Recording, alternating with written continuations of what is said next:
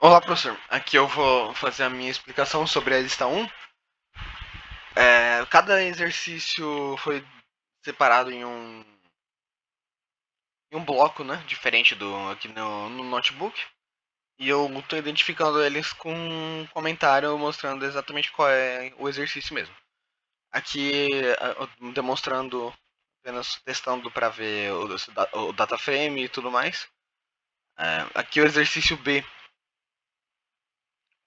foi feito de uma forma que não precisou usar loops e tudo mais, usando essa função zip aqui. E o where que vem do NumPy. Pega a máscara, né, entre aspas, dos nulos e zip transforma em lista. Aqui. E aqui eu fiz o slice em 5 apenas para demonstrar alguns resultados e não precisa mostrar todos eles, porque é uma lista muito grande, né? No exercício C, contar quantas linhas possuem valores faltantes. É, foi feito de uma forma também vetorizada, né? É, ele, usando a função do data frame mesmo, ele pega quais valores são nulos, se existe algum. Isso aqui é para pegar no eixo da coluna e ir somando. Aí é que é feito perdão, aqui é o eixo das linhas. Ele pega o valor total, né? Que foi feito nessa soma aqui. No exercício D, para cada coluna, feature, contar quantas linhas possuem valores faltantes. Aqui é criado um dicionário de nulo para poder armazenar para melhor para cada coluna, né? E aqui é feito, nessa linha é feito um armazenamento na variável columns de todo dos nomes de todas de cada coluna. Aqui é feita aquela soma de forma similar a essa que foi feita aqui em cima, mas é, é tudo criado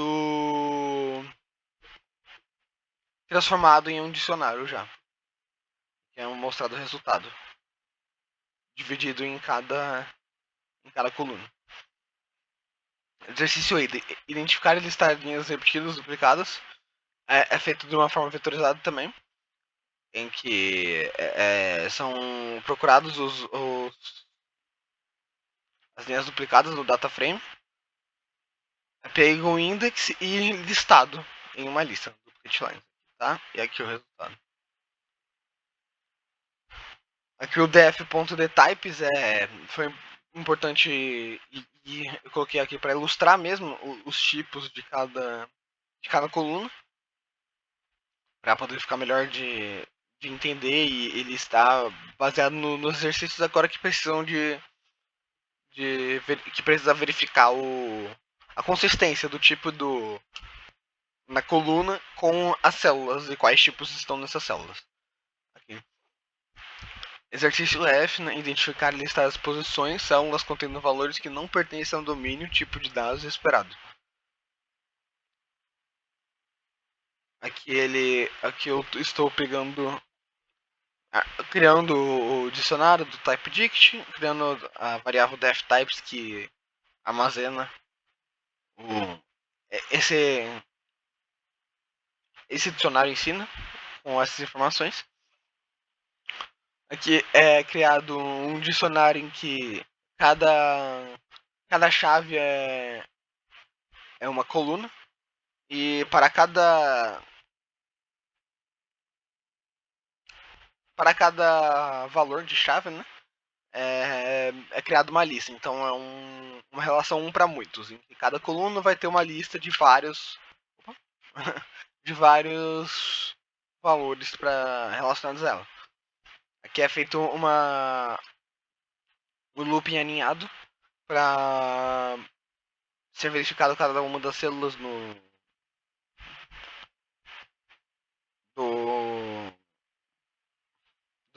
do DataFrame pelo dicionário dftypes com o valor J que está na lista de colunas, é verificado qual que é o tipo esperado. E aqui é verificado se é igual ao tipo esperado ou não. E aqui se não é uma instância de uma string.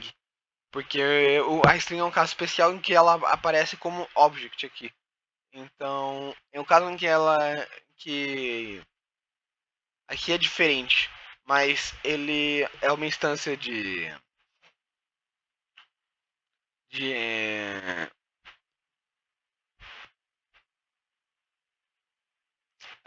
de string, então ele não se encaixa naquele erro de ser um tipo diferente do esperado.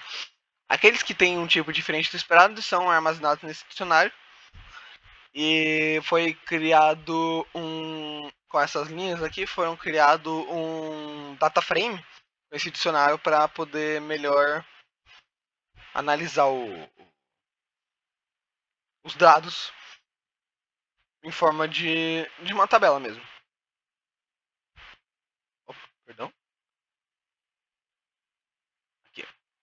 Pronto. Exercício G. Crie uma coluna chamada caracteres contendo a quantidade de caracteres da coluna text. Aqui é criado a lista para armazenar. E para cada linha, aqui é recebido o texto que está na coluna. Aqui é contado quantos caracteres. E armazenado a contagem nessa lista count list. Aqui é criado a coluna caracteres com a base na lista. E aqui é usado para mostrar essa coluna. Tá aqui. Aqui é fazer a mesma coisa, mas com criar uma coluna chamada words com a quantidade de palavras ao invés de quantidade de caracteres. E foi feito de uma forma análoga ainda, né? Mas a diferença é que aqui é usado a função .split da string do Python mesmo, em que ela separa por espaços, né? Então aqui está sendo feita a contagem mesmo. E aqui criado a coluna words. Cria uma coluna chamada viral contendo o valor 0 se o texto da mensagem, valor do campo text, não for encontrado em outras linhas e 1, caso contrário. Aqui foi feito de forma vetorizada também, em todos os casos em que eu pude fazer de forma vetorizada, eu fiz dessa forma para economizar em desempenho, né? Já que é um dataset bem grande. Eu usei aqui a classe counter de collections para pegar do texts, que é as informações dessa coluna listadas. Essa classe ela faz com que seja criada uma lista aqui, um text counts, chamado, em que cada um dos valores é o contador de quantas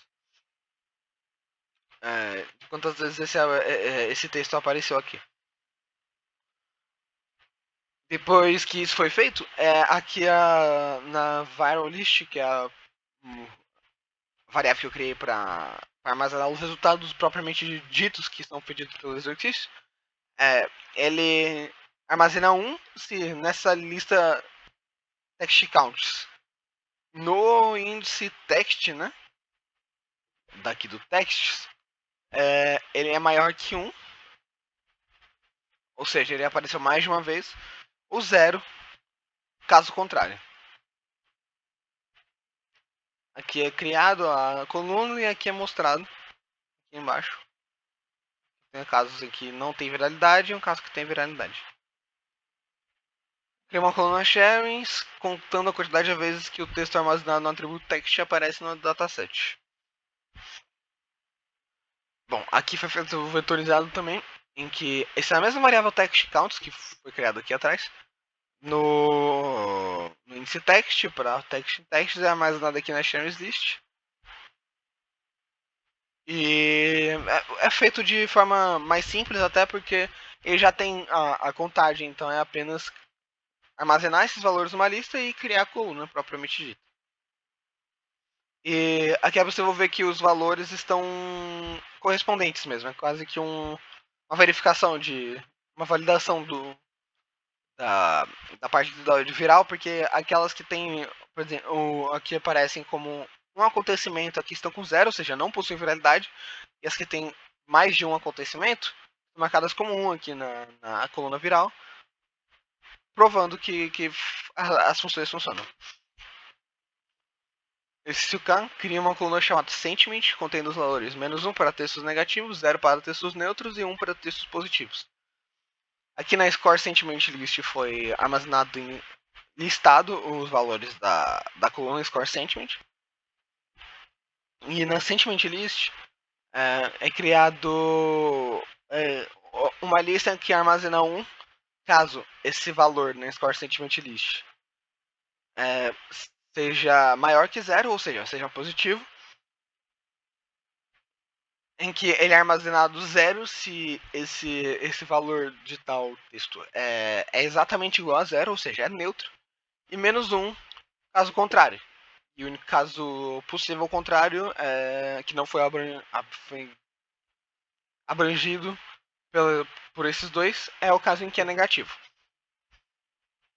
E isso é para sentiment nessa dimensão aqui, que é a range do tamanho da lista Score Sentiment List.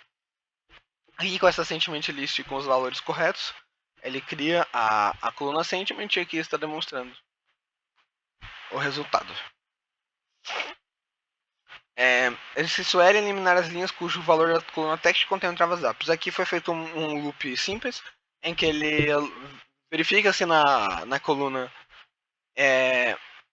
existe na coluna travasap em dada linha, o valor é true, ou seja, possui um travasap naquele texto.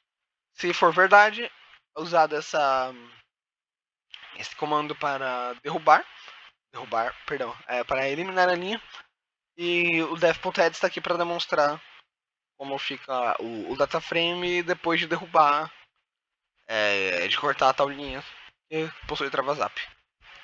Tá, que é possível ver aqui que só existem um valor falso aqui.